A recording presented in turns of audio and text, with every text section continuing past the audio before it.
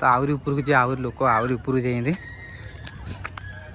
जय जगन्नाथ मैंने केमी अच्छे आशा होती आप समस्त बहुत भले अच्छे मुझे बहुत भले अच्छी मुझे आज गोटे नुआ आउ गोटे फ्रेश ब्लॉग आप स्वागत भितर भितर आरी भितर पाखापाखि 30 दिन रु 20 दिन मोर है मैंने चैलेंज वीडियो 30 दिन रखी आरी भितर 20 दिन है आ 20 दिन पाखापाखि 17 कि 18टा वीडियो मो चैनल अपलोड कर जहाँद्वारा मो चैनल ठीक ठाक ग्रो कर भल भल कमेंट आ भल भल व्यू भी सब चैनल मैंने सब वीडियो बढ़ी तो से आप बहुत बहुत धन्यवाद। तो चलते आज ब्लॉग आम यू स्टार्ट करवा जो मैंने मो चैनल को नुआ नुआ आते तो निहत गोटे सब्सक्राइब करेंगे आपंकर गोटे गोटे सब्सक्राइब मत बहुत मोटिवेट कराई।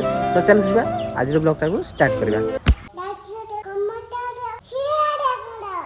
तो सांग मत हठात गाड़ी और हेलमेट देखिक भावुथे आपण मैंने कि मुझे जाऊँगी तो सांग मैंने एकुटिया जाऊनी मो सांगे जाऊँगी मो भौणी तो तार थिला एग्जाम आ मोर भी भुवनेश्वर किसी काम थिला तो आमे भाविलु कि तो गोटे गाड़ी रे गले हेरी तो ता काम हो आ मो भी काम हो माने तार एग्जाम दबार हम आ मोर भी जहाँ भी भुवनेश्वर काम अच्छी तो ताको सारिबार हम तो आमे भाई भौणी बाहर से अच्छु गोटे गुली रे 2टा शिकार करने। तो सांग मैंने आपण मैंने गोटे कथा जानते आम भुवनेश्वर को टेम्पल सिटी ऑफ इंडिया कहुए माने मंदिर मालिनीर सहर कहुए कहीं सेठी पाखापाखि 500 रु ऊर्ध्व पुरातन मंदिर एबे भी सुधा अच्छी इतिहास कहे कि आमर भुवनेश्वर पाखापाखि 7000 रु ऊर्ध्व मंदिर सेतेबेले आमर ओडिशा को ढेर सारा आक्रमण होता जहाँद्वारा पुरातन मंदिर दुनिया भांगी जाइथिला आ सेति मध्यरु 500 रु 700 मंदिर एबे भी सुद्धा पहाड़ परी दिव्यमान से ही पुरातन मंदिर भितर सबुठारु बड़ आ आकर्षित मंदिर होची आम लिंगराज मंदिर।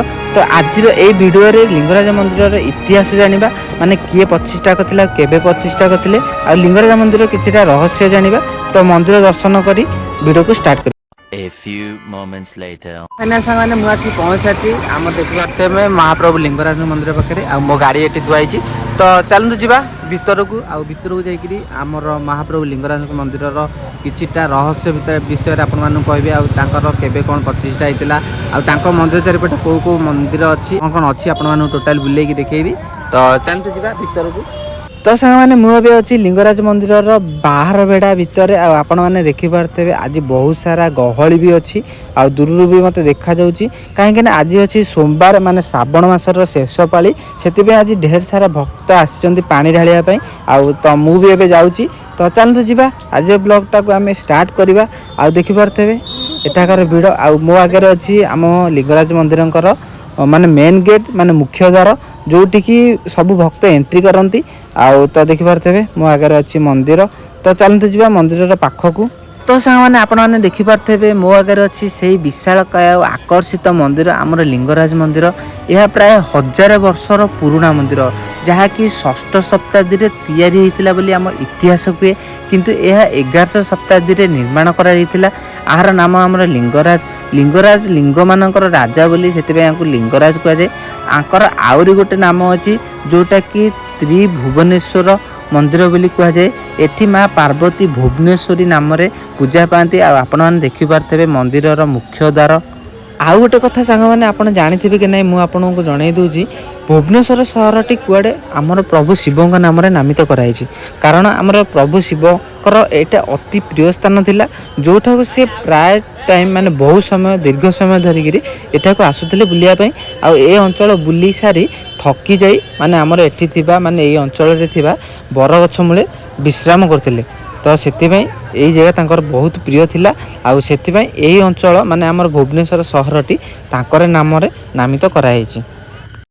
तो सांग मैंने आपण एबे जो 1000 वर्षर पुराना पुरातन मंदिर देखुचंदी से एई मंदिरटी सेतेबेलर राजा आमर ललातेन्दु केशरी राजत्व समय रे निर्माण कराइतिला माने निर्माण कार्य आरंभ कराइतिला किंतु आमर मंदिर पूरा शेष हो पार नथिला निर्माण तो बहु वर्ष गला परे आमर पड़ोशी राज्य रे थिबा राजा जजती केशरी से टाइम रे आमर जाजपुर रे राजत्व करथिले ताको हठात गोटे दिन स्वप्नादेश है कि आपणकर पड़ोशी राज्य रे थिबा मोर गोटे मंदिर अच्छी आउ सेठी मोर मंदिर अधा अच्छी सेटा को पूर्ण करी आ सेठी मते प्रतिष्ठा कर जहाँद्वारा मो भक्त मानू दर्शन देवी आ तो राजा से दिन ठारू आमर उत्कल को आसते सैन्य बाहिनी धरी एठी खोजा खोजी कलापर यही मंदिरटा को माने निर्माण करी माने पुनर्निर्माण करी एठी आमर बाबा लिंगराज को प्रतिष्ठा करथिले आउ से दिन ठारू एठी लिंगराज महादेव माने पूजा पाउछंती।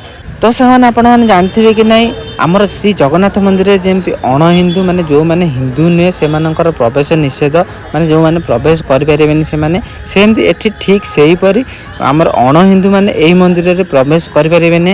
କିନ୍ତୁ ଜଗନ୍ନାଥ ମନ୍ଦିରରେ ମନ୍ଦିର ଦର୍ଶନ ପାଇଁ କୌଣସି ବ୍ୟବସ୍ଥା ନାହିଁ ଭିତର ବେଢ଼ାର ଦର୍ଶନ ପାଇଁ, କିନ୍ତୁ ଏଠି ଗୋଟେ ବ୍ୟବସ୍ଥା ଅଛି। ମାନେ ଯେଉଁମାନେ ଅଣ ହିନ୍ଦୁ ମାନେ ସେମାନେ ଏହି ଜାଗାକୁ ଆସିକିରି ମାନେ ଏହି ମଣ୍ଡପକୁ ଆସିକିରି ଭିତର ବେଢ଼ାର ଦର୍ଶନ କରିପାରିବେ, ଯେଉଁଟାକି ମୋତେ ବହୁତ ଭଲ ଲାଗିଲା।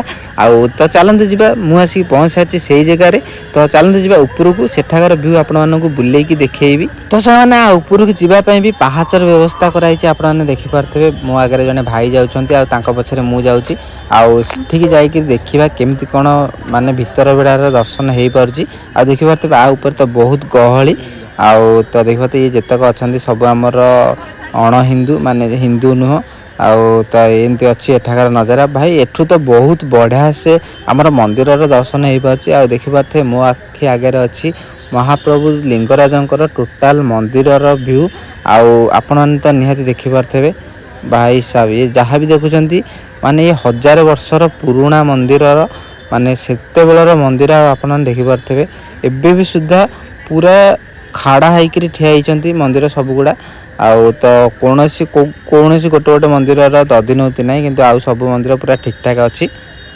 ତ ଫାଇନାଲ ସାଙ୍ଗମାନେ ମୁଁ ଆସିକି ପହଞ୍ଚାଉଛି ଆମର ବିନ୍ଦୁସାଗର ପାଖରେ। ଆଉ ଆପଣମାନେ ଦେଖିପାରୁଥିବେ ମୋ ଆଖି ଆଗରେ ଅଛି ବିନ୍ଦୁସାଗର, ଆଉ ସେପଟ ପାର୍ଶ୍ୱରେ ଅଛି ଆମର ଲିଙ୍ଗରାଜ ମନ୍ଦିର। ଆଉ ଏଇ ବିନ୍ଦୁସାଗରର ଗୋଟେ ସ୍ୱତନ୍ତ୍ର ପୌରାଣିକ କଥା ଅଛି। ଆଉ ଏଇ ବିନ୍ଦୁସାଗର ଗୋଟେ ମହତ୍ତ୍ୱ ବି ଅଛି। ପୌରାଣିକ କଥାଟା ଏଇଆ କି ଏଇ ଜାଗାରେ ଆମର 2ଟି ରାକ୍ଷସ ଥିଲେ, ଯାହାଙ୍କର ଅତ୍ୟାଚାର ବହୁ ପ୍ରବଳ ମାତ୍ରାରେ ଥିଲା। ଆଉ ଯାହାର ପ୍ରଭାବ ସାରା ବିଶ୍ୱରେ ପଡ଼ିଥିଲା, ଯାହାକୁ ଦେଖିକିରି ଆମର ଦେବାଦେବୀ ମାନେ ଚିନ୍ତିତ ଥିଲେ ଆକୁ କେମିତି ପରାସ୍ତ କରିବୁ। ସେହି ସମୟରେ ଆମର ମା ଆଦିଶକ୍ତି ମା ପାର୍ବତୀ ତାଙ୍କ ସାଙ୍ଗରେ ଭୟଙ୍କର ଯୁଦ୍ଧ କରିଥିଲେ, ମାନେ ସେଇ 2 ଜଣଙ୍କ ରାକ୍ଷସ ସାଙ୍ଗରେ। ଆଉ ତାଙ୍କ ବି ପରାସ୍ତ ବି କରିଥିଲେ। ଯେଉଁ ଯୁଦ୍ଧ ସରିବା ପରେ ମା ପାର୍ବତୀଙ୍କୁ ବହୁ ଜୋରରେ ଶୋଷ କରିଥିଲା। ଆଉ ସେହି ସମୟରେ ଆମର ମହାଦେବ ଆସିକିରି ଏଠି ପ୍ରକଟ ହୋଇଥିଲେ। ଆଉ ଏଠାରେ ଥିବା ସମସ୍ତ ମଧୁର ଜଳପୂର୍ଣ୍ଣ ନଦୀମାନଙ୍କୁ ଆମନ୍ତ୍ରଣ କରିଥିଲେ ଆଉ ଆସିବା ପାଇଁ ନିର୍ଦ୍ଦେଶ ଦେଇଥିଲେ, ଯାହାଦ୍ୱାରା ଏଠି ସବୁ ନଦୀ ବି ଆସିଥିଲେ।